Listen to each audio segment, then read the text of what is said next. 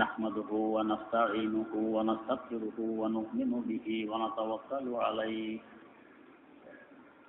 ونعوذ بالله من شرور أنفسنا ومن سيئات أعمالنا من يهده الله فلا مضل له ومن يضلله فلا هادي له ونشهد أن لا إله إلا الله وحده لا شريك له ونشهد أن سيدنا ونبينا ومولانا محمدا عبده ورسوله أرسله بالحق بشيرا ونذيرا وداعيا إلى الله بإذنه وسراجا منيرا صلى الله تعالى عليه وعلى آله وأصحابه وسلم تسليما كثيرا كثيرا أما بعد فأعوذ بالله من الشيطان الرجيم بسم الله الرحمن الرحيم وننزل من القرآن ما هو شفاء ورحمة للمؤمنين صدق الله مولانا العظيم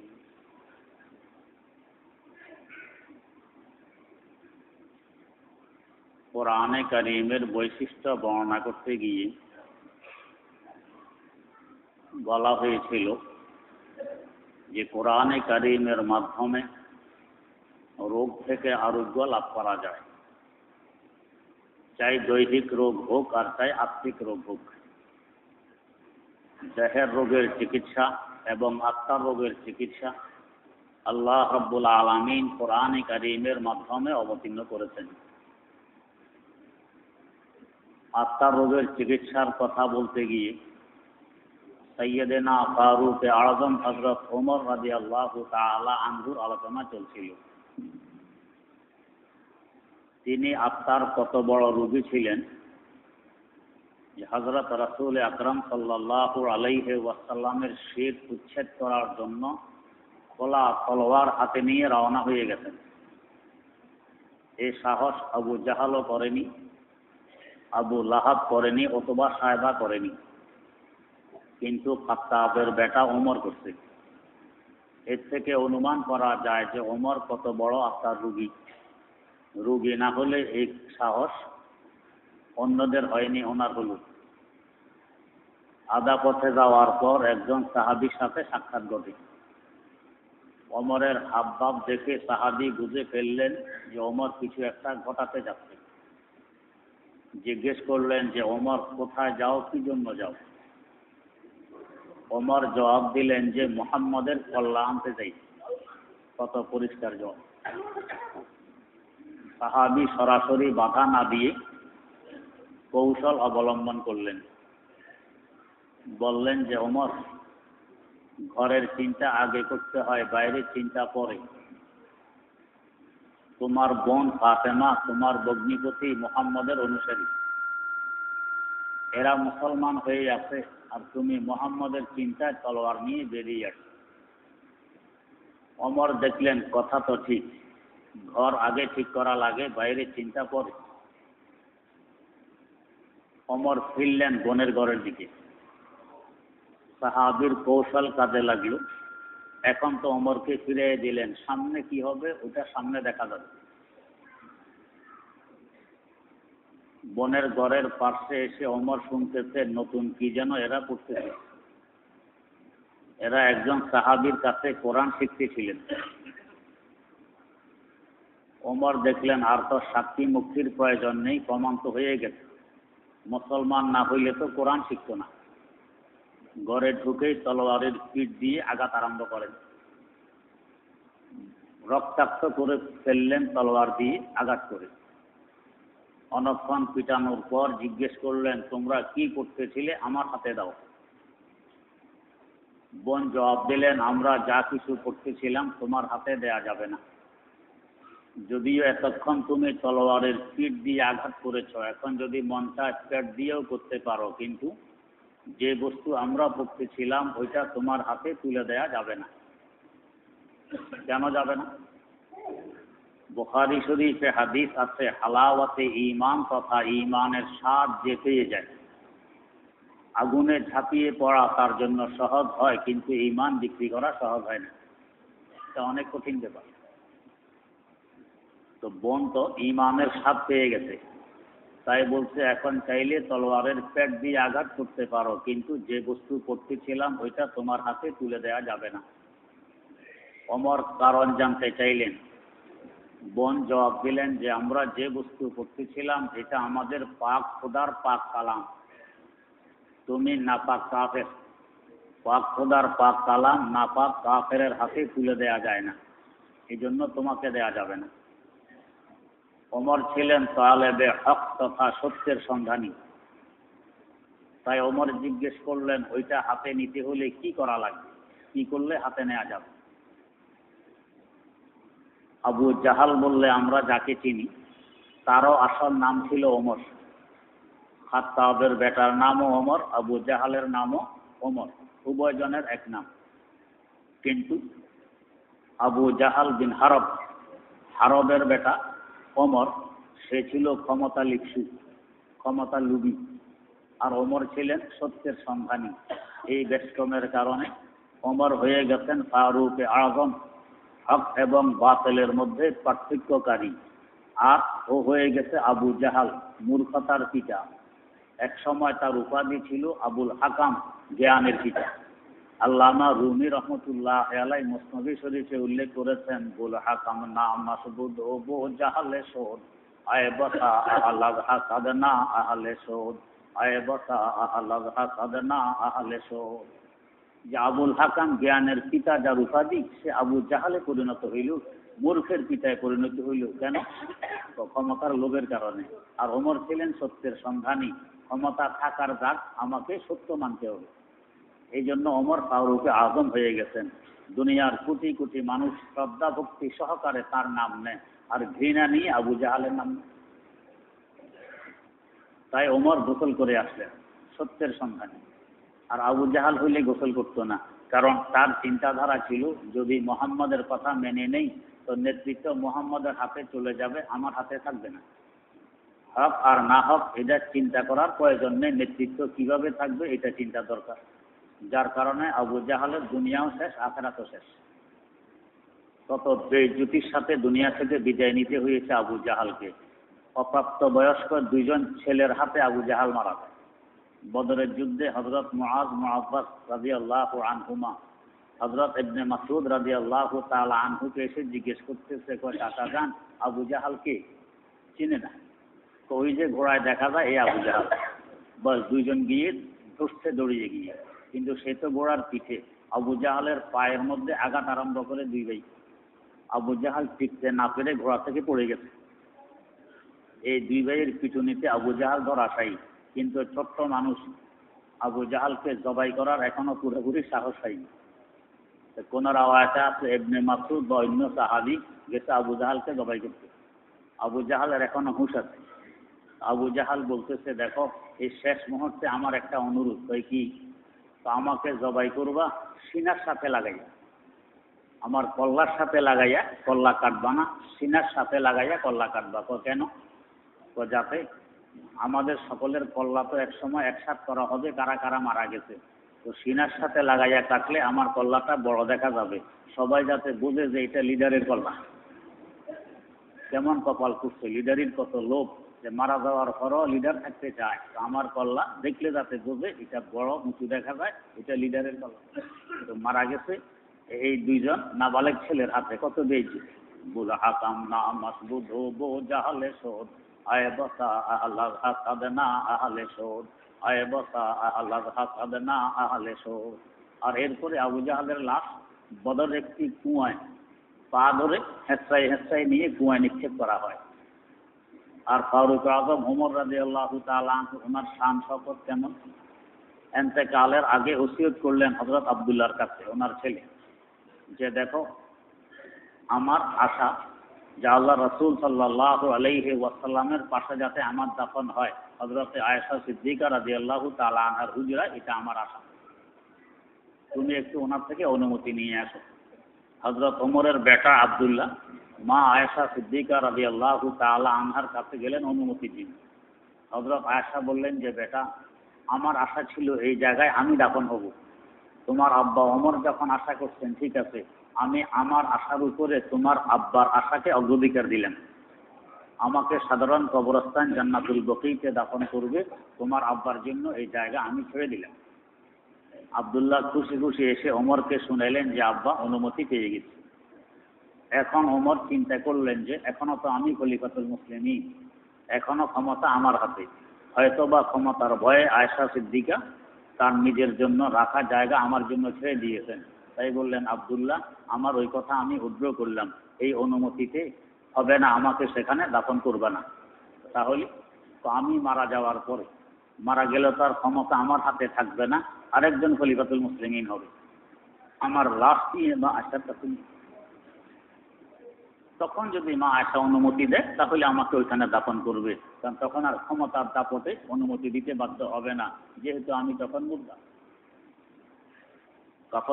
কাফন পরানোর পরে মা আয়েশার কাছে লাশ নেওয়া হলো যে মা, ওমর অনুমতি চাইছিলেন, তখন তো উনি খলিফাতুল মুসলিমিন ছিলেন, আপনি অনুমতি দিয়েছেন, এখন উনি আর খলিফাতুল মুসলিমিন নেই, উনি তো ইন্তেকাল করে গেছেন। এখন যদি অনুমতি দেন তাহলে দাফন করতে পারি, না হয় এখানে দাফন করা হবে না, জান্নাতুল বকিতে দাফন করা হবে। মা আয়েশা অনুমতি দিলেন যে আমি ওমরকে এখানে দাফন করার অনুমতি দিলেন। কি পরিমাণ শান শওকত!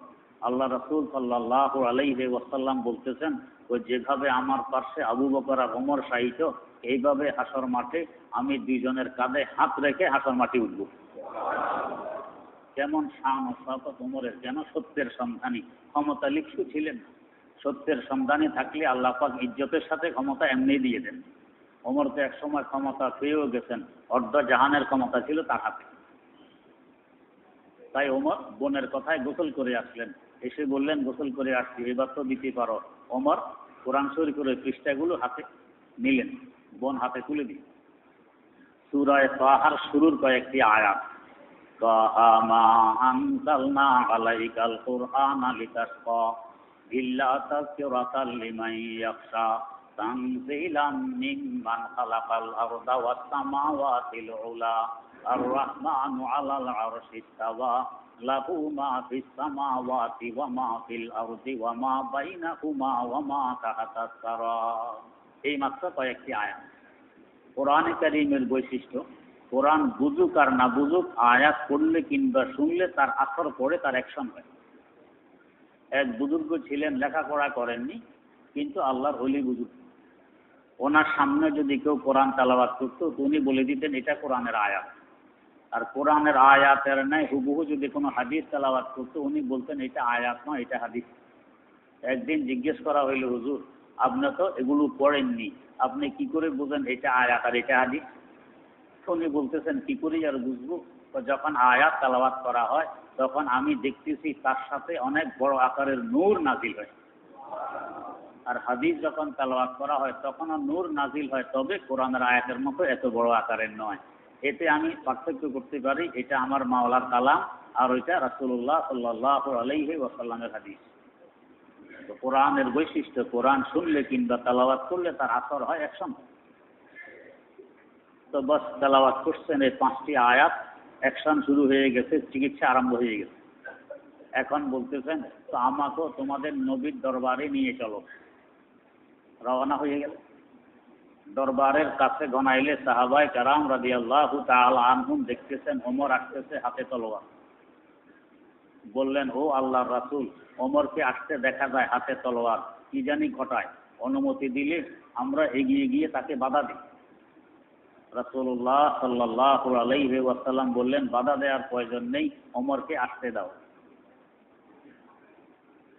অন্তরে অন্তরে তো খবর হয়ে যায়, তো যে সা কোই হামদম কোই দম সাজ নেহি হ্যায়, তো যে সা কোই হামদম কোই দম সাজ নেহি হ্যায়, বাতেं तो हैं हरदम मगर आवाज नहीं है, बातें तो हैं हरदम मगर आवाज नहीं है। ওমর কি জন্য আসতেছে? রাসূলুল্লাহ সাল্লাল্লাহু আলাইহি ওয়াসাল্লামের তো খবর হয়ে গেছে, আল্লাহ পাক জানাই দিয়েছে, তো বাধা দেওয়ার প্রয়োজন নেই, ওমরকে আসতে দাও। ওমর এসে দরবারে ঢুকলেন, বলতেছেন, ও আল্লাহর রাসূল, আপনার কল্লা নেয়ার জন্য রওনা হয়েছিলাম, এখন নিজের কল্লা দিতে এসে গেছি। হুজুর আমাকে পড়ায় দিন লা ইলাহা ইল্লাল্লাহু মুহাম্মাদুর রাসূলুল্লাহ। চিকিৎসা হয়ে গেছে, ওমর মুসলমান হয়ে গেলেন। কিসের বরকতে? ওয়া নুনাজ্জিলু মিনাল কুরআনি মা হুয়া শিফা। আল্লাহ পাক কোরআনের মাধ্যমে আত্মার রোগের চিকিৎসা অবতীর্ণ করেছেন। ওমরের মতো এত বড় আত্মার রোগের চিকিৎসা হয়ে গেছে। শুধু চিকিৎসা, দুনিয়ার ডাক্তারদের নিয়ম, রোগী ডাক্তারের কাছে গেলে চিকিৎসা পায়, কিন্তু রোগী ডাক্তার হয় না। আর কোরআনের বৈশিষ্ট্য, কোরআনের মাধ্যমে যদি কেউ চিকিৎসা গ্রহণ করে তো কোরআন রোগীকে ডাক্তার বানিয়ে দেয়। ওমর অবস্থা তাই ছিল, जो ना थे खुद राह पर गैरों के हादी बन गए, जो ना थे खुद राह पर गैरों के हादी बन गए, क्या नजर थी जिसने मुर्दों को मसीहा कर दिया, क्या नजर थी जिसने मुर्दों को मसीहा कर दिया। এক সময় ওমর নিজে প্রশ্ন, আত্মার রোগী, এখন ওমর শত সহস্র লক্ষ মানুষের চিকিৎসক হয়ে গেছেন। যেমন চিকিৎসক হাকিমুল উম্মত মুজাদ্দিদুল মিল্লাত শাহ আশরাফ আলী থানভী রহমতুল্লাহ আলাইহি আল ইফতার মধ্যে উল্লেখ করেছেন, রোম সম্রাটের একটি প্রদেশ সিরিয়া, তৎকালীন বিশ্বের সুপার পাওয়ার। সিরিয়ার রাজধানী দামেস্ক। মুজাহিদিন ইসলাম ঘেরাও করে রেখেছে, কিন্তু কিল্লা খ্রিস্টানদের দখলে, কিল্লা দখল করতে পারতেছিল না। অনেকদিন বেষ্টনীর পর খ্রিস্টান নেতা নেত্রীরা সংবাদ পাঠাইল যে তোমাদের খলিফা ওমর যদি মদিনা থেকে সশরীরে এখানে এসে আমাদের সন্ধিপত্রে দস্তখত করে তাহলে আমরা কিল্লা ছাড়তে পারি, এর আগে কিল্লা ছাড়া হবে না। এই সংবাদ মদিনায় পাঠানো হইল। ফারুক আজম ওমর রাদিয়াল্লাহু তাআলা আনহুর কাছে সংবাদ পৌঁছল। রওনা হয়ে গেলেন দামেস্কের উদ্দেশ্যে। আমরা হলে বলতাম ১,৫০০ কিলোমিটার দূর মদিনা থেকে দামেস্ক। আর ওই যুগে কি হেলিকপ্টার বা প্লেন ছিল? ছিল না। রেল মোটর ছিল? ছিল না। এত কষ্ট করে যাওয়ার কি দরকার? এক শহর ইসলামের দখলে না আসলে না আসুক, এতে কি আসে আর যায়? ওদের কপাল ঘুরছে, আমার কি? কিন্তু না, যারা সত্যিকার অর্থে আল্লাহ রাব্বুল আলামিনের প্রেমিক, যারা ইসলামকে ভালোবাসে, তাদের চাহিদা পুরা দুনিয়া আমার আল্লাহর প্রেমিক হয়ে যায়, পুরা দুনিয়া ইসলামের শান্তির বাতাস বয়ে চলুক, এটা তাদের চাহিদা থাকে। ওমর রাদিয়াল্লাহু তাআলা আনহু রওনা হয়ে গেলেন। কষ্ট হবে এটা চিন্তা করলেন না। রওনার পথে সফর সঙ্গী হিসাবে একজন গোলামকে সাথে নিলেন। একজন গোলাম, যানবাহন হিসাবে একটি উট, খাওয়ার জন্য 4টা ছাতু, আর গায়ে যে জামা 12টি তালিওয়ালা জামা, জামায় 12টি তালি। রওনা হয়ে গেল। কে রওনা হইলেন? এই সাদাসিধা অবস্থায় অর্ধজাহানের বাদশা খলিফাতুল মুসলিমিন ফারুক আজম ওমর রাদিয়াল্লাহু তাআলা আনহু এইভাবে সাদাসিধা রওনা হয়ে গেল। রাস্তায় কত শত্রু, কত কাফের, কত মুশরিক, যে কোনো মুহূর্তে আক্রান্ত হইতে পারে কাফেরদের দ্বারা, কিন্তু আছে কোনো ভয়ভীতি নেই। আর আমরা এক ডিস্ট্রিক্ট থেকে আরেক ডিস্ট্রিক্টে যাই, তাও প্রেসিডেন্ট নয়, প্রধানমন্ত্রী নয়, মন্ত্রীও নয়, পাতিমন্ত্রী, এক ডিস্ট্রিক্ট থেকে আরেক ডিস্ট্রিক্ট। দেখবেন আগে গাড়ির বহর, পিছনে গাড়ির লাইন, র্যাব, পুলিশ, আরে বাপরে হুইসাল, ঠুসঠাস, রাইফেল, বন্দুক, লাঠি ছোটা, কত কিছু হুলুকি। কি হয়েছে? পাতিমন্ত্রী যায়, জাতির কয়েক লক্ষ টাকা দেয় এক ডিস্ট্রিক্ট থেকে আরেক ডিস্ট্রিক্ট যাইতে। কেন এই ব্যবধান? ওমরের অন্তরে একজনের ভয় ছিল, আরো কারো ভয় ছিল না। আর আমাদের অন্তরে ওই একজনের ভয় নেই, এই জন্য সবাইকে আমরা ভয় পাই। আর ওমর একথা বুঝতেন, কেন আমি অন্যকে ভয় পাবো? আমি তো ন্যায়পরায়ণ শাসক, আমি জালেম নই, আমি দুর্নীতিবাজ নই, আমি জাতির পয়সা মেরে খাই না, রিলিফের গম চুরি করে খাই না, আমার মধ্যে আঞ্চলিকতা নেই, আমার মধ্যে দলীয়করণ নেই, আমার মধ্যে আত্মীয়করণ নেই, আমার কিসের ভয়? আর আমরা বুঝি যে আমি তো জালেম, আমি ন্যায়পরায়ণ শাসক নই, আমি অত্যাচার করি, জুলুম করি, নাহক চলি, জাতির পয়সা মেরে খাই, রিলিফের গম চুরি করে খাই, আমি দুর্নীতিবাদ, দলীয়করণ করি, আত্মীয়করণ করি, আমার মধ্যে আঞ্চলিকতা আছে, আমার মধ্যে ব্যক্তি স্বার্থ আছে, জাতির স্বার্থ নেই, এই জন্য সব কিছুকে আমি ভয় পাই। তাই এই অবস্থা আমাকে চলতে হয়। এই তো ব্যবধান। ওমর রওনা হয়ে গেলেন। গেলেন তো গেলেন, রওয়ানার সময় গোলামের সাথে চুক্তি করলেন। গোলাম, বাহন তো একটি, আর আরোহী আমরা দুইজন, তো এক বাহনে দুই আরোহীতে বসতে পারবেন। আমাদের সফর এভাবে হবে, এক মঞ্জিল তুমি ওটের পিঠে বসবে, আমি লাগাম টেনে টেনে হাঁটবো, আর এক মঞ্জিল আমি ওটের পিঠে থাকবো, তুমি লাগাম টেনে হাঁটবে। আল্লাহ আছে দৃষ্টান্ত কোন শাসক পেশ করতে পারে? খলিফাতুল মুসলিমিন, অর্ধ জাহানের ক্ষমতার মালিক, এইভাবে চুক্তি করে রওনা হইলেন। এক মঞ্জিল গোলাম ওটের পিঠে বসা থাকে, আর খলিফাতুল মুসলিমিন ওটের রাখালের ন্যায় লাগাম টেনে টেনে হাঁটেন, আর এক মঞ্জিল উনি পিঠে, গোলাম লাগাম টেনে টেনে হাঁটেন। এভাবে চলতে চলতে সিরিয়ার কাছে পৌঁছলেন। হযরতে সাহাবায়ে কেরাম রাদিয়াল্লাহু তাআলা আনহুম ওনাকে এগিয়ে নেওয়ার জন্য সিরিয়া শহর থেকে বেরিয়ে আসেন। এসে দেখে ওমর আসছেন, সাথে মাত্র একজন গোলাম, একটি মাত্র উট, গায়ে 12টি তালিওয়ালা জামা। ইনারা ভাবলেন যে সুপার পাওয়ারের প্রদেশ সিরিয়া, ওমর এখানে আসবে, সিরিয়ার রাজধানী, তার এই জীর্ণ শীর্ণ অবস্থা দেখলে তারা তুচ্ছ তাচ্ছিল্য করতে পারে। ভালো একটি জামার ব্যবস্থা করা হইল, জামা পেশ করা হইল, হুজুর এই জামাটি আপনি গায়ে দেন। হুজুর তাদের কথা রাখলেন, নিজের তালিওয়ালা জামা খুলে ওদের ভালো জামাটি গায়ে দিলেন। দেয়া মাত্র পুনরায় ভালো জামাটি খুলে রেখে ওনার তালিওয়ালা জামাটি আবার গায়ে দিয়ে দিলেন এবং বললেন যে দেখো আমার তালিওয়ালা জামার মধ্যে আমি যে নূর অনুভব করতেছিলাম, তোমাদের এই ভালো জামায় সেই নূর নেই। অতএব আমার তালিওয়ালা জামা আমাকে গায়ে দিতে দাও, তোমাদের ভালো জামা তোমাদের মুবারক হোক। রওনা হইলেন। আল্লাহ পাকের মর্জি, শেষ মঞ্জিল ওমরের ভাগে করছে ওটের লাগাম টানা, গোলামের ভাগে করছে ওটের পিঠে বসা। এখন অবস্থা কেমন হবে?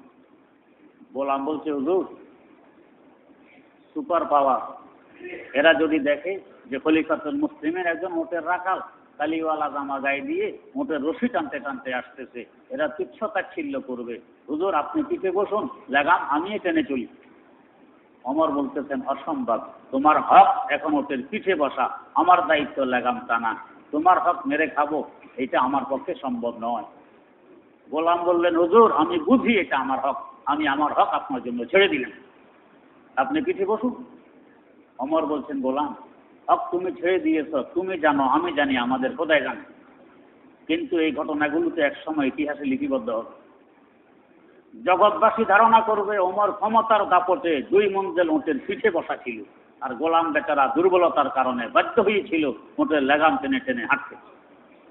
এই কলঙ্ক আমার ইতিহাসে থাকবে, তা বরদাস্ত করা যাবে না, তোমাকে পিঠে বসতে হবে, লাগাম আমার হাতে দাও।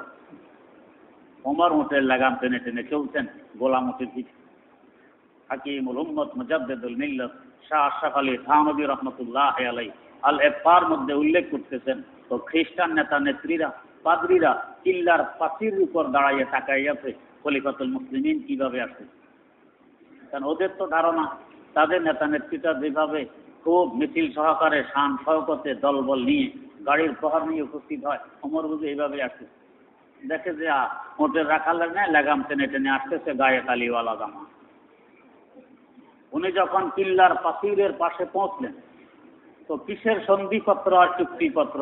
খ্রিস্টান নেতা নেত্রীরা পাচিরের উপর থেকে কিল্লার চাবি এমনি নিক্ষেপ করে দিয়ে দিল। ওমর নিয়ে যাও, কিল্লা তোমাকে দিয়ে দিলাম, কিল্লা তোমার। শুধু কিল্লা নয়, আমাদের কল্লাও দিয়ে দিলাম, এখন থেকে আমরা তোমার গোলাম। আমরাও পড়ে নিচ্ছি লা ইলাহা ইল্লাল্লাহু মুহাম্মাদুর রাসূলুল্লাহ। কেন এই অ্যাকশন, কেন এই আসর? জিজ্ঞেস করা হইল খ্রিস্টানদেরকে যে ওমর তো এখনো দস্তখত করেনি সন্ধিপত্রে, তোমরা কিল্লার চাবি তার হাতে কেন তুলে দিল? এখনো তো সে তার দিন ইসলামের দাওয়াত দেয়নি তোমাদেরকে, নিজের বাপদাদার পুরানো ধর্ম বাদ দিয়ে, খ্রিস্ট ধর্ম বাদ দিয়ে ইসলাম কেন গ্রহণ করবে? খ্রিস্টান পাদ্রীরা বলতেছে আমাদের ধর্মীয় গ্রন্থে লেখা আছে এক জমানায় মদিনা থেকে এক মহামানব এই জমিনে আসবে। ওই মহামানবের চিহ্ন তার গায়ে থাকবে তালিওয়ালা জামা, ওই মহামানবের আলামত তার হাতে থাকবে উটের রশি, উটের লেগাম। এই মহামানব এই জমিনে আসলে দুনিয়ার কোনো শক্তি নেই যে কিল্লা তার থেকে রক্ষা করতে পারে। আমরা যতই চেষ্টা করব এই কিল্লা আর ধরে রাখতে পারবো না, কিল্লা তার পদতলে চলে যাবে। তাই আমরা আগে বিনা সংঘর্ষে বিনা চুক্তিতে কিল্লা তার হাতে তুলে দিলাম। আমাদের ধর্মীয় গ্রন্থে একথাও লেখা এই মহামানব যে দিন আর ধর্মের অনুসারী হবে এই দিন হবে সত্য দিন, এই দিন হবে হক একটি ধর্ম। সত্য বুঝে আসলে মেনে নেয় বুদ্ধির পরিচয়। তা আমরাও সেই সত্য মেনে নিলাম, লা ইলাহা ইল্লাল্লাহু মুহাম্মাদুর রাসূলুল্লাহ। जो न थे खुद राह पर गैरों के हाथी बन गए, जो न थे खुद राह पर गैरों के हाथी बन गए, क्या नजर थी जिसने मुर्दों को मसीहा कर दिया, क्या नजर थी जिसने मुर्दों को मसीहा कर दिया। ওমর তো এক সময় এত বড় আত্মার রোগী শাহে দু আলমের শির উচ্ছেদ করার জন্য তলোয়ার হাতে নিয়ে রওনা করছিল। আর এখন ওমর শুধু চিকিৎসা পেয়েছেন যে তা নয়, লক্ষ লক্ষ রোগী তার হাতে এখন চিকিৎসা লাভ করতেছে, মুসলমান হয়ে যাচ্ছে। কিসের বরকত? ওয়ানুনাজ্জিলু মিনাল কুরআনি মা হুয়া শিফা। আমার আল্লাহ কোরআনের মাধ্যমে দৈহিক রোগের চিকিৎসা অবতীর্ণ করেছেন, আত্মিক রোগের চিকিৎসাও অবতীর্ণ করেছেন। আমাদের মাশায়েখে কেরাম ওনারা আমাদেরকে সবক দেন যে দৈনিক অন্তত এক পারা কোরআনে কারীম তেলাওয়াত করবে। বুঝে হোক আর না বুঝে হোক আত্মার চিকিৎসা হবে, অন্তরে আমার মাওলার মহব্বত জন্ম নিবে। সহি শুদ্ধভাবে যদি পড়তে না জানি পড়ার চেষ্টা করি, চেষ্টা আমি অব্যাহত রাখলাম, সহি শুদ্ধ করতে পারলাম না, এভাবে দুনিয়া থেকে বিদায় নিলাম। হাকিমুল উম্মত লেখেন ডবল সওয়াব পাবে, ডবল। এক তো হলো সে যে সহিভাবে পড়তে পারতেছে না, সে খুব কষ্ট করে করে সহি করার চেষ্টা করতেছে, এই কষ্টের সওয়াব। আর আরেকটা হলো সে যে চেষ্টা অব্যাহত রাখছে তার সওয়াব, সে ডবল সওয়াব পাবে। আর আরেকজন সহি শুদ্ধভাবে করতে পারে না, সহি শুদ্ধ করার চেষ্টাও করে না, তার জন্য কোরআন তেলাওয়াত করা গুনাহ হবে, তেলাওয়াত করা জায়েজ নেই, নাজায়েজ হবে, সে গুনাহগার হবে। কত সুবিধা এখন আমরা পাড়ায় পাড়ায় মসজিদে মসজিদে কত আলেম ওলামা পাই। অন্তত একটু সময় বের দিন, সব কাজের জন্য সময় মিলে, কোরআন সহি করার জন্য সময় মিলেন। আমি বড় ব্যস্ত, সময় মিলেন। এখন যদি আজরাইল আলাইহিস সালাম এসে বলে যে কোরআন কে কে সহি করার চেষ্টা এখন থেকে শুরু করবে, একটু দাঁড়ান। আর যারা দাঁড়াবেন না তারা প্রস্তুত থাকেন, যে রু এখনই বের করলাম, আমরা একজন বাকি দেখবো। আরে বাবা, সময়ের কোনো অভাব নেই যে হুজুর এই এখন থেকে কেন, একটা পুরা জিন্দগি দিয়ে দিলাম কোরআনের জন্য, তারপরেও রু এখন থাকুক। তখন সময়ের অভাব হবে না। আর না হয় আমাদের কাছে সময় নেই, আমরা বড় ব্যস্ত। কোরআন সহি শুদ্ধভাবে তেলাওয়াত করার চেষ্টা করি এবং দৈনিক অন্তত এক পারা হইলে তেলাওয়াত করি। ইনশাআল্লাহ রুহের চিকিৎসা হবে, আত্মার চিকিৎসা হবে। আল্লাহ রাব্বুল আলামিনের মহব্বত অন্তরে জন্ম নিবে। আল্লাহ পাকের মহব্বত অন্তরে আসলে ইবাদত করতে মজা লাগে, স্বাদ লাগে, আরাম লাগে। ইবাদত ছাড়া তখন সম্ভব হয় না, তখন আনন্দ লাগে ইবাদত করতে। আল্লাহ রাব্বুল আলামিন আমাদেরকে সহি বুঝে কোরআনের মাধ্যমে চিকিৎসা গ্রহণ করে উভয় জাহানে ধন্য হওয়ার তৌফিক দান করুন। সুবহানাকা আল্লাহুম্মা ওয়া বিহামদিক, আশহাদু আল্লা ইলাহা ইল্লা আনতা, আস্তাগফিরুকা।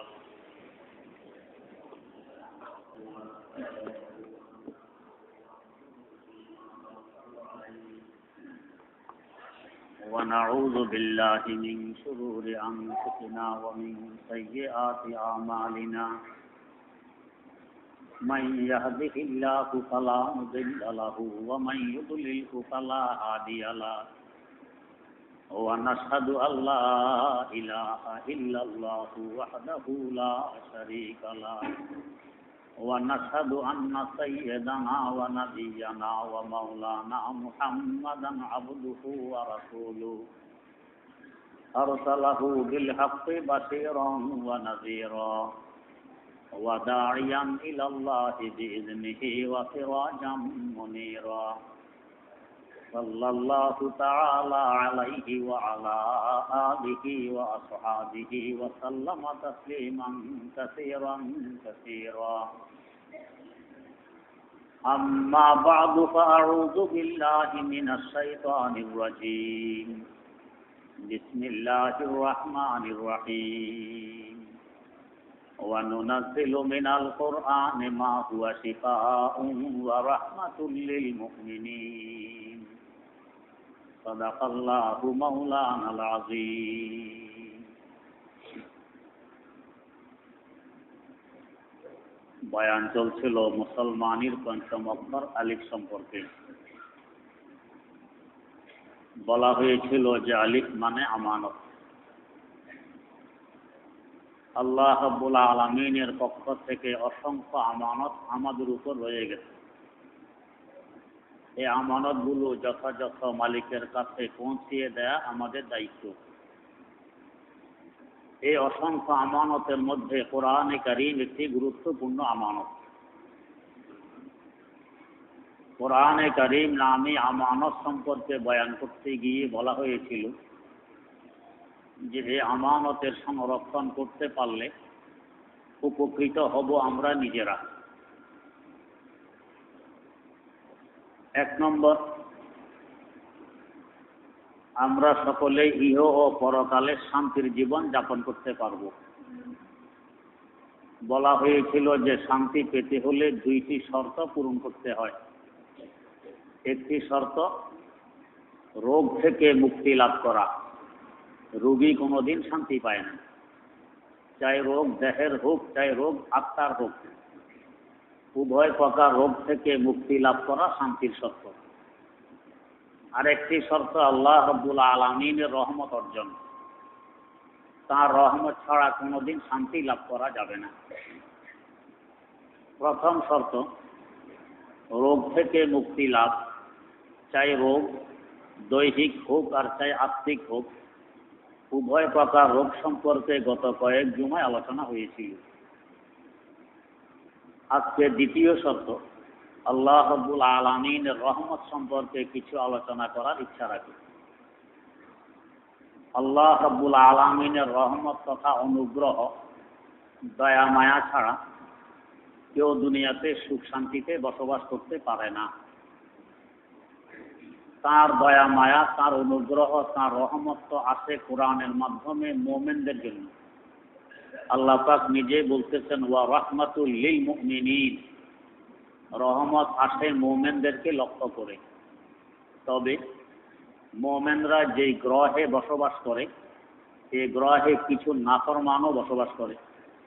মুশরিক, কাফের, মুরতাদ, নাস্তিক এরাও বসবাস করে।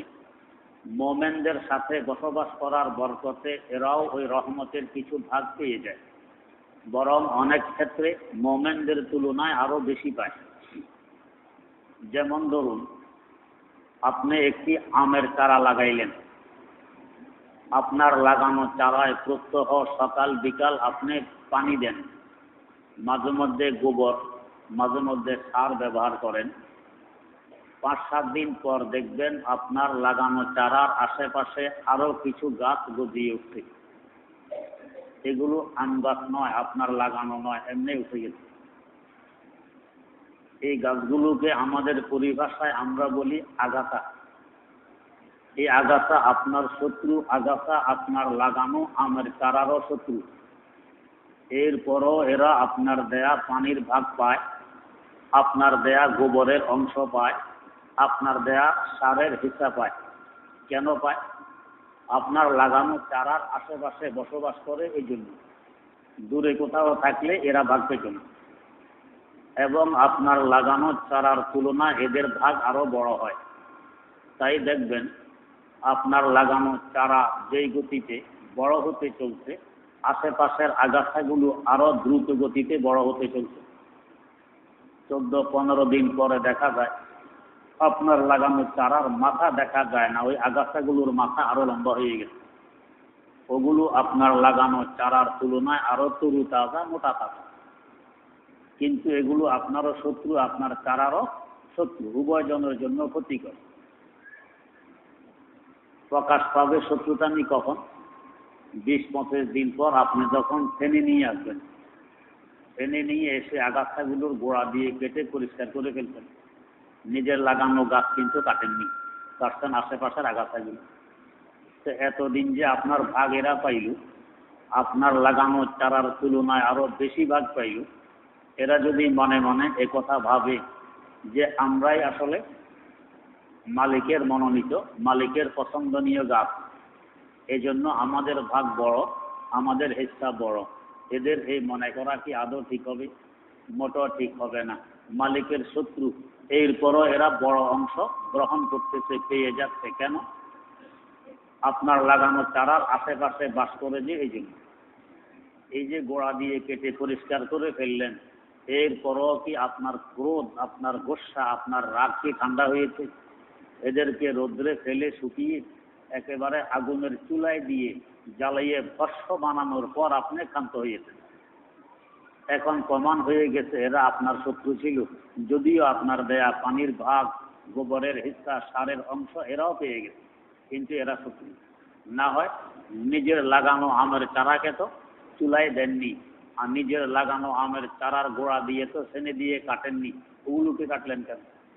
ঠিক তেমনি ভাবে আল্লাহ পাকের মনোনীত বান্দা, পছন্দনীয় বান্দা মোমেনরা যেই পৃথিবী নামী গ্রহে বসবাস করে, এই পৃথিবী নামী গ্রহে কিছু নাস্তিক মুরতাদ, কিছু কাফের মুশরিক, কিছু নাফরমানও বসবাস করে। এরা আমার আল্লাহরও শত্রু, মোমেনদেরও শত্রু। শত্রু হওয়ার পরেও এরা কিন্তু আল্লাহর রহমতের ভাগ পায়, অনুগ্রহের অংশে পায়, আল্লাহর দয়া মায়ার কিছু হিস্সা পায়। কেন পায়? যে মোমেনদের গ্রহে বসবাস করে, যে এই জন্য। এরা কিন্তু মোমেনদেরও শত্রু, আল্লাহ পাকেরও শত্রু। প্রমাণ হবে আল্লাহ রাব্বুল আলামিন হাসর মাঠে গজবের শ্রেণী দিয়ে কেটে পরিষ্কার করে ফেলবে। সেদিন আল্লাহ রাব্বুল আলামিনের গজব এই পরিমাণ দেখা যাবে, আল্লাহ পাক ঘোষণা দিবেন, লিমানিল মুলকুল ইয়াউম, আজকের বাদশাহী, আজকের নেতৃত্ব আর কর্তৃত্ব কার, আজকের ক্ষমতা কার। কেউ শব্দ করবে না, চুপচাপ থাকবে, ভয়ে আতঙ্কিত থাকবে। আল্লাহ পাক নিজে আবার উত্তর দিবেন, লিমানিল ওয়াহিদিল কাহ্হার, আল্লাহ রাব্বুল আলামিন যার কহর, যার পাকড়াও, যার শাস্তি, যার গজব খুব কঠিন, তার জন্য আজকের নেতৃত্ব, আজকের ক্ষমতা, সবকিছু তার। হাকিম সোনাই রহমতুল্লাহ আলাইহি কত সুন্দর ভাষায় তিনি বলে গেছেন, আহাদাল লাইসা কামিসলিহি সামাদাল লাইসা কাফযলি, আহাদাল লাইসা কামিসলিহি সামাদাল লাইসা কাফযলি, লিমানিল মুলকু তুগুই কে সাজাওয়ারে খোদাই, লিমানিল মুলকু তুগুই কে সাজাওয়ারে খোদাই, লিল্লাহিল ওয়াহিদিল কাহ্হার বলে আল্লাহ পাক জবাব দিয়ে দিবেন যে আজকের ক্ষমতা একমাত্র আমার, আর কারণ। ওই দিন গজব শুরু হবে, গজবের শ্রেণী দিয়ে কেটে পরিষ্কার করে ফেলবে। যারা আল্লাহ পাকের মনোনীত বান্দা, আল্লাহ পাকের নিজের রহমতের হাতের লাগানো চারা মোমেন, এদেরকে ডান দিকে নিয়ে যাবেন। আর যারা আল্লাহ পাকের রহমতের হাতের লাগানো মোমেন নয়, বরং আগাছা, এদেরকে বাম দিকে সরাই ফেলবেন। হাসর মাঠে আল্লাহ পাক শ্রেণী দিয়ে কেটে হুকুম দেবেন, ওয়ামতাজুল ইয়াওমা আইয়ুহাল মুজরিমুন, ও অপরাধীরা পৃথক হয়ে যাও নিরপরাধীদের থেকে, একসাথে আর থাকতে দেয়া যাবে না। লাগানো আমের চারার সাথে সবসময় একসাথে থাকতে দেয়া যাবে না, কয়েকদিন থাকতে পারবে, এরপরে দেখবে গোড়া কেটে পরিষ্কার করে ফেলা হবে। এখন একসাথে আর থাকতে দেয়া যাবে না, পৃথক হয়ে যাবে। বাঘ হয়ে গেল। বাঘ হওয়ার পর যারা মনোনীত বান্দা, আল্লাহ পাকের রহমতের হাতের লাগানো চারা মুমিন বান্দা, এরা ডান দিকে গিয়ে ওই রাস্তার প্রতীক হবে যে রাস্তা বেহেশতে গিয়ে শেষ হয়েছে।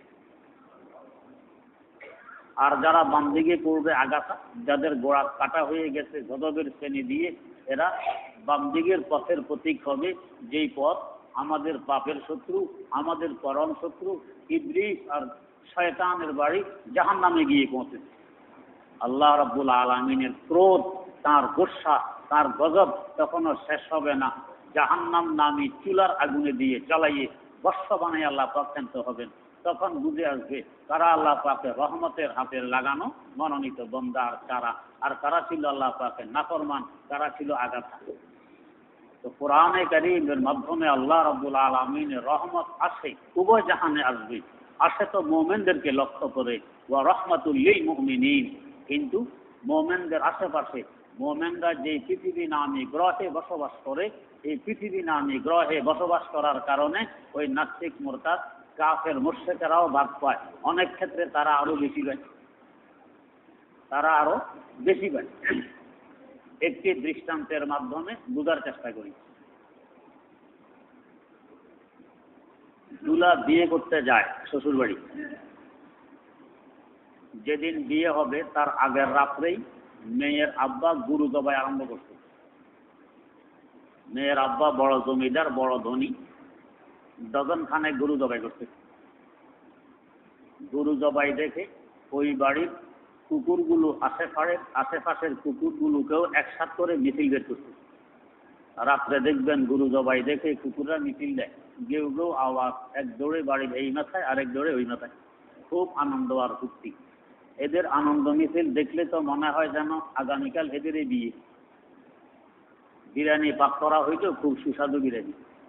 আগামীকাল দুলা মেহমান টেহমান নিয়ে হাজির হইল মেয়ের বাপের বাড়ি। খাবার পরিবেশন করা হইল। মেহমানরা পেট বোঝাই করে খাইল। আর দস্তরখান ঝাড়ার পর দেখা যায় কুকুরের ভাগটাই সবচেয়ে বড়। ওইখানে খাবারের স্তূপ জমে গেছে, অনেক বড়। কুকুররা সেখানে তাদের খাবার নিয়ে ব্যস্ত, কত আনন্দ খাইতেছে, লাফালাফি করতেছে, গেউ গেউ করতেছে, খুব আনন্দ, ওদের ভাগ বড়। এই অবস্থা দেখে এক লোক এসে মেয়ের আব্বাকে জিজ্ঞেস করতেছে, ভাই এতগুলো গরু কুকুরের জন্য জবাই করলেন? মেয়ের আব্বা বলে, গোলামের পুত গোলাম। কি বলে, কুকুরের জন্য গরু জবাই করে কোন? হ্যাঁ, কুকুরের বাঘে তো দেখতেছি সবচেয়ে বড়, কুকুরের জন্য জবাই না করলে কার জন্য করছেন? মেয়ের বাপ বলে, করছি তো আমার মেয়ের জামাই যে হবে দুলামিয়ার জন্য করছি। ওই ভদ্রলোক বলতেছে, না, দুলামিয়ার জন্য জবাই করলে দুলামিয়া কি এক ডজন গরু গোস্ত খেতে পারে? 100 টাকার 200 টাকা আনলেই তো কি না হইতো, এত গরু জবাই করার কি দরকার? আর দুলামিয়া কথা আমি এখন দেখে আসলাম, সে তো খাইলো না, একখানা রুমাল তাও করে যে ছিদ্র দিয়ে খাবার ঢুকাবে ওইটা বন্ধ করে বসে আছে, তাই না? তো মেয়ের আব্বা জবাব দেয়, আমি কি বুঝি না যে এই দুলামিয়া এক ডজন গরুর গোস্ত খাইতে পারবে না? এটা আমি ভালো করে বুঝি।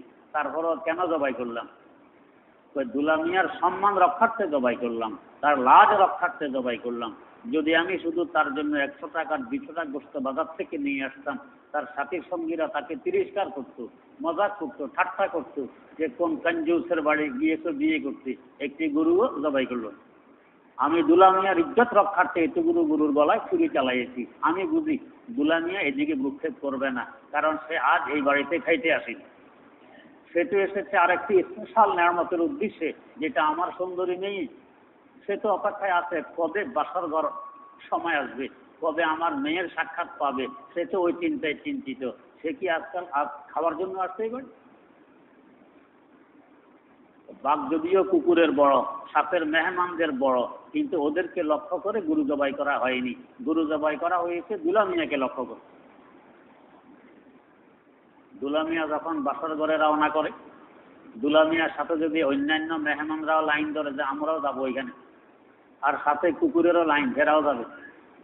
লাঠি একটা পড়বে মাটিতে, না জুতা পড়বে মাটিতে, সব গালে পড়বে, যে কেমন বেদতমিজ, এরা দুলার সাথে লাইন ধরছে বাসার ঘরে যাওয়াতে।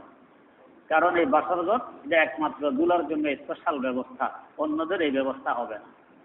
ঠিক তেমনি ভাবে আল্লাহ রাব্বুল আলামিন এই 20 কোটি বর্গ মাইল আয়তনের বিশাল পৃথিবী সাজাইয়া রাখছেন, পুরা কায়নাত সৃষ্টি করে রাখছেন। উদ্দেশ্য হইল আল্লাহ পাকের দৃষ্টিতে যারা দুলামিয়া, কোরআনের ধারক বাহক, যারা কোরআনে কারীমকে নিজের সিনার সাথে লাগিয়ে রাখে, মহব্বত করে, শ্রদ্ধা করে, ভক্তি করে, কোরআন অনুযায়ী জীবন গড়ে তোলে, এরা আমার আল্লাহর দৃষ্টিতে দুলামিয়া। এদের সংখ্যা কিন্তু কম। এই কয়েকজনের জন্য কি 20 কোটি বর্গ মাইল আয়তনের পৃথিবীর প্রয়োজন ছিল? এখন এই 20 কোটি বর্গ মাইল আয়তন পৃথিবী থেকে সব উপকৃত হচ্ছে কাফের মুশরিকরা, কুকুরের গোষ্ঠীরা, নাস্তিক মুরতাদেরা, কুকুর আর শুয়োরের গোষ্ঠীরা, এরা খেয়ে পেট বোঝাই করতেছে। এই অবস্থা দেখে কেউ যদি জিজ্ঞেস করে আমার আল্লাহকে, যে আল্লাহ আপনার দুলামিয়াকে লক্ষ্য করে যদি রহমত পাঠাইয়ে থাকেন, আপনি যে ঘোষণা করতেছেন ওয়া রাহমাতুল লিল মুমিনিন, রহমত শুধু মুমিনদের জন্য। এদেরকে লক্ষ্য করে যদি রহমত পাঠিয়ে থাকেন, তো কাফের মুশরিক নাস্তিক মোরতাদরা দেখি আরো বড় বড় ক্ষমতাসীন, এদেরকে দেখি আরো বড় বড় অর্থশালী, বড় বড় শিল্পপতি, তো ওদের ভাগটা এত বড় কেন? আমার আল্লাহ বলবেন, দেখো না, বিয়ে বাড়িতে গেলে কুকুরের ভাগটাই বড় থাকে, এটা হলো জুটা, এটা কোনো ইজ্জতার সম্মানের খাবার নয়। তেমনি ভাবে আমি তো আমার দুলামিয়া মুমিন আর কোরআনের ধারক বাহক আলেম ওলামাকে লক্ষ্য করেই আমি রহমত পাঠাই। এদের দুটা কাটা খাইয়া কাফের মুশরিক নাস্তিক মোরতাদেরা পেট মোটা করতেছে, এটা তো দুটা খায়। ওদের উদ্দেশ্যে কিন্তু আমি এগুলো সৃষ্টি করিনি, আমি আমার রহমত পাঠাইনি। আর মুমিনরা কেন ওগুলোর দিকে ভ্রুক্ষেপ করে না? আলেম ওলামারা কেন এগুলোর পিছনে দৌড়ে না? এরা বুঝে যে আমরা তো এই পৃথিবীতে ওগুলোর জন্য আসিনি, আমরা তো এসেছি আল্লাহ রাব্বুল আলামিনের দিদার লাভ করার উদ্দেশ্যে, তার সাক্ষাতের উদ্দেশ্যে। তার সাক্ষাতের যে পুঁজির প্রয়োজন হবে ওগুলোর উদ্দেশ্যে আমাদের আগমন। আমরা তো এই দুনিয়ার চাকচক্য আর রংঢঙের জন্য এখানে আসিনি। আমাদের তো অবস্থা হবে রমা রোজে কে যে মঞ্জেলে রাওয়াম, রমা রোজে কে যে মঞ্জেলে রাওয়াম, রাহাতে যা তলবম ওয়াজ পায়ে জানা বেরাওয়াম, রাহাতে যা তলবম ওয়াজ পায়ে জানা বেরাওয়াম, নজর কর দম के गरा यद बसरे ईद में रोजे, सदर माय का दशा दान बदल हाँ बेरावाम, सदर माय का दशा दान बदल हाँ बेरावाम। আমরা তো এখন চিন্তিত, আমরা অপেক্ষিত, আমাদের দিদারের দিন কবে আসবে, সাক্ষাতের সময় কখন আসবে, ওই নিয়ে আমরা চিন্তিত। হযরত হাফেজ শিরাজি রহমতুল্লাহ আলাইকে জিজ্ঞেস করা হয়েছিল যে হুজুর, আপনার চেহারা দেখে চিন্তার ছাপ, রং তামাশা করতে দেখি না, হাসি খুশি করতে দেখি না, কারণ কি? পেটে কোনো ব্যথা বুথা আছে? জবাব দিলেন, ব্যথা আছে, তবে পেটে নয়। কোথায় ব্যথা? ব্যথা অন্তরে। কিসের ব্যথা? অন্তর। তো বোঝো না, অন্তরঙ্গ বন্ধু যখন বন্ধু থেকে দূরে সরে পড়ে তখন সে হাসি খুশি করতে পারে না, সে সব সময় চিন্তায় মগ্ন থাকে, কবে আবার বন্ধুর সাক্ষাৎ লাভ করতে পারবে, বন্ধুর দিদার কবে ঘটবে, বন্ধুকে কাছে কখন পাবে, এই চিন্তায় সে চিন্তিত থাকে। তুমি বোঝো না, আমি আমার বাস্তব বন্ধু আল্লাহ রাব্বুল আলামিন থেকে অনেক দূরে সরে আছি। সাক্ষাৎ কবে ঘটবে, দিদার কবে হবে, ওই সময় কখন আসবে, আমি ওই চিন্তায় চিন্তিত। রমা রোজে কে জি মঞ্জেলে বয়রাঁ বেরাওয়াম, রমা রোজে কে জি মঞ্জেলে বয়রাঁ বেরাওয়াম, রাহাতে যা তলবম ওয়াজ পায়ে জানা বেরাওয়াম। যেদিন বন্ধুর সাথে সাক্ষাতের লক্ষ্যে মাটির দেহ ত্যাগ করে শুধু রূহ নিয়ে উড়ে চলবো, ওই দিন হবে আমার খুশির দিন, ওই দিন আমার সাক্ষাতের দিন। তো মুমিনরা এগুলোর দিকে ভ্রুক্ষেপ করে না, এরা তো চিন্তায় মগ্ন থাকে, সাক্ষাতের দিন কবে আসবে, সাক্ষাতের পুঁজি কি করে জোগাড় করব, এরা এই নিয়ে ব্যস্ত থাকে। আর এই দুনিয়ার গুটাঘাটা নিয়ে ব্যস্ত আছে কাফের মুশরিকেরা, নাস্তিক মুরতাদেরা।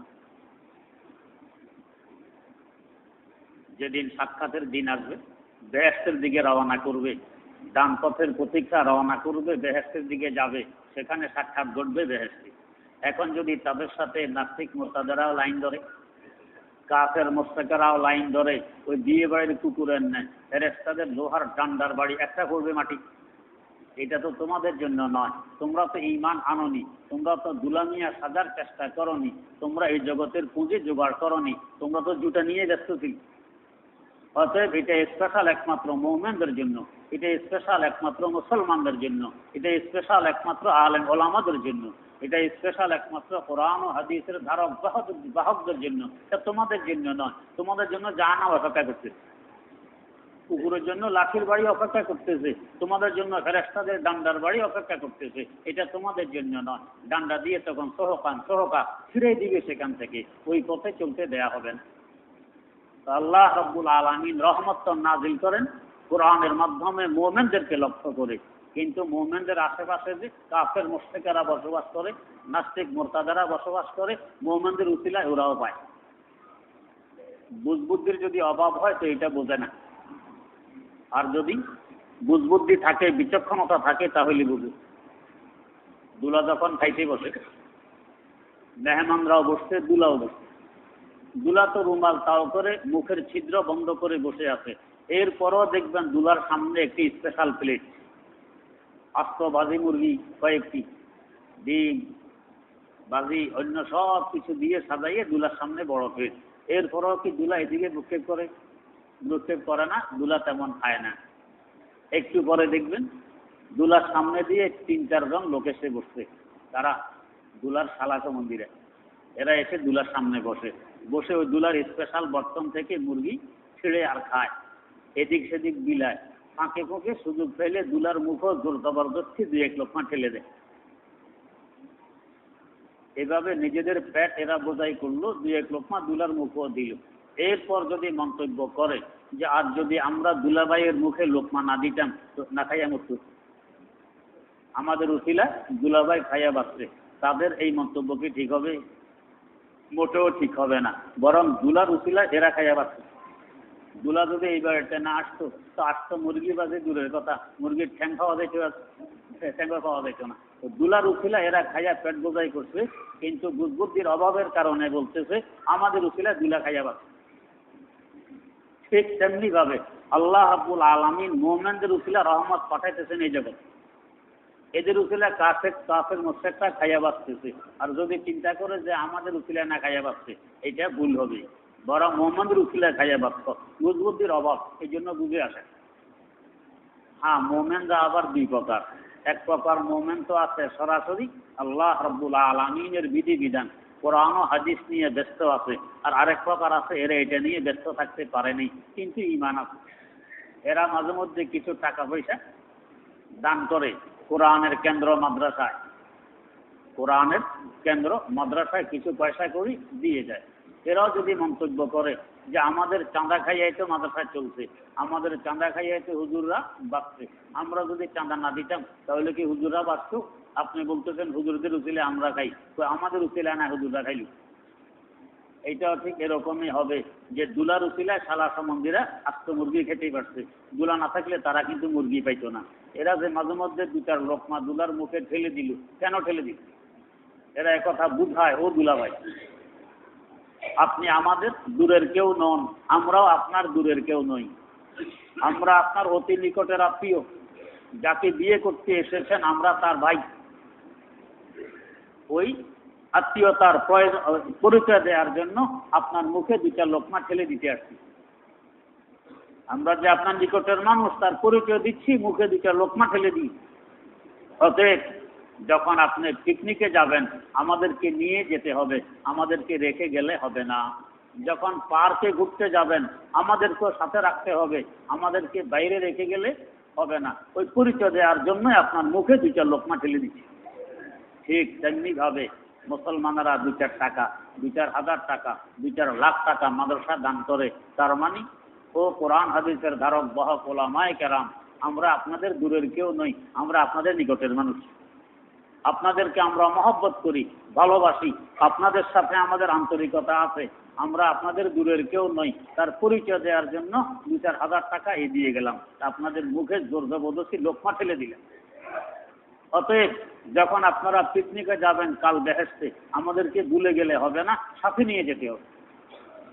যখন আপনারা পার্কে ঘুরতে যাবেন বেহেশতে, দিদারের উদ্দেশ্যে রওনা করবেন, দিদারের হলের দিকে, আমাদেরকে বাইরে রেখে গেলে হবে না, আমাদেরকে সাথে করে নিয়ে যেতে হবে। ওই পরিচয় দেওয়ার জন্য 2-4 লোকমা মুখে ঠেলে দিচ্ছি, 2-4 হাজার টাকা মাদ্রাসায় দান করতে আসছে। এই বুঝটা আমরা বুঝি না, সমস্ত মাখলুকেরা বুঝে। হাদিস শরীফে আছে আলেম ওলামাদের জন্য সমস্ত মাখলুক দোয়া করে, এমনকি পানির নিচের মাছ, গর্তের ভিতরের পিপিলিকা পর্যন্ত দোয়া করে। কেন দোয়া করে? এরা একথা বুঝে আমাদের থাকা খাওয়া, আমাদের রিজিক, আমাদের সুখ শান্তি সব কিছুর মাধ্যম আর উসিলা হইল কোরআন হাদিসের ধারক বাহক ওলামায়ে কেরাম। অতএব এদেরকে যতদিন টিকায় রাখা যায় ততদিন আমরাও টিকে থাকতে পারব। এরা যেদিন টিকবে না, দুনিয়া থেকে বিদায় নিয়ে যাবে, আমরাও টিকবো না, তাই আমরা কায়েম হব। তাই এরা ওলামায়ে কেরামের জন্য দোয়া করে, কোরআন ও হাদিসের ধারক বাহকদের জন্য দোয়া করে, টিকায় রাখার চেষ্টা করে যাতে আমরাও টিকে থাকতে পারি। কিন্তু আমরা মানুষেরা বুঝি, তাই ইহুদি বলেন, খ্রিস্টান বলেন, বৌদ্ধ বলেন, হিন্দু বলেন, নাস্তিক বলেন, মোরতাদ বলেন, সবাই কিন্তু খেয়ে যাচ্ছে কোরআন হাদিসের ধারক বাহকদের উসিলায় আর বরকত। চিনে না যে এদের উসিলে যে আমরা খাই। যেদিন এরা থাকবে না, হাদিস শরীফে আছে, যেদিন আলেম ওলামা থাকবে না, এলেম থাকবে না, খোদার পরিচয় থাকবে না, এমনকি আল্লাহ বলনেওয়ালা একটা মানুষও দুনিয়াতে থাকবে না, সেদিন রিজিকও আসবে না, সুখ শান্তিও আসবে না, তাই আমার কায়েম হবে।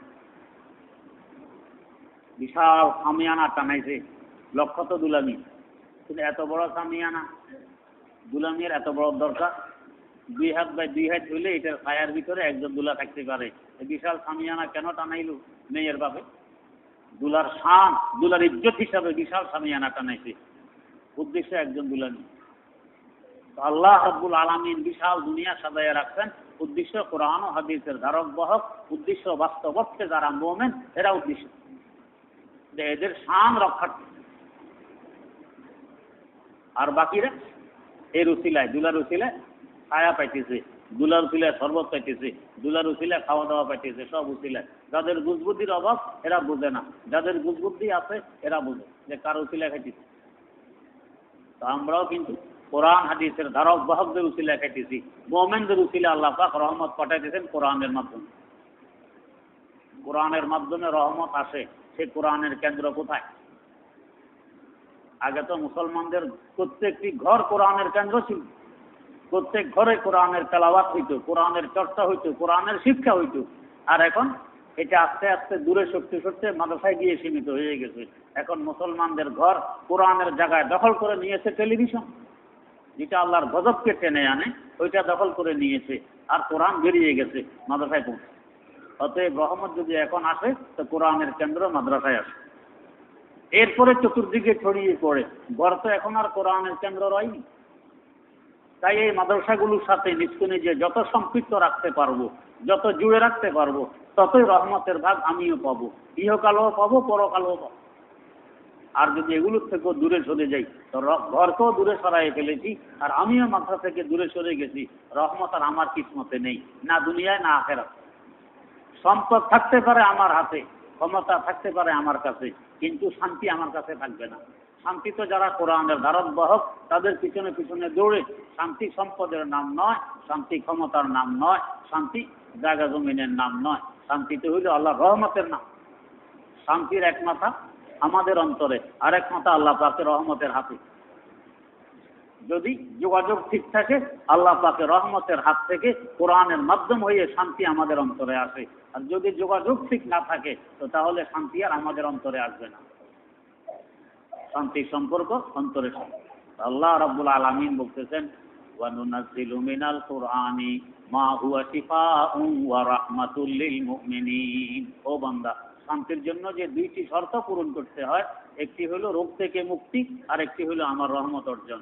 এই 2টি আমার কোরআনের মাধ্যমে আমি নাযিল করি। আমার কোরআন ছাড়া এই 2 শর্ত পূরণ করা আদৌ সম্ভব নয়। শান্তি পাইতে হইলে আমার কোরআন অপরিহার্য।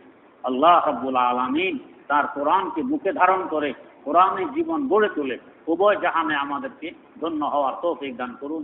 সুবহানাকাল্লাহুম্মা ওয়া বিহামদিক, আশহাদু আল্লা ইলাহা ইল্লা আনতা।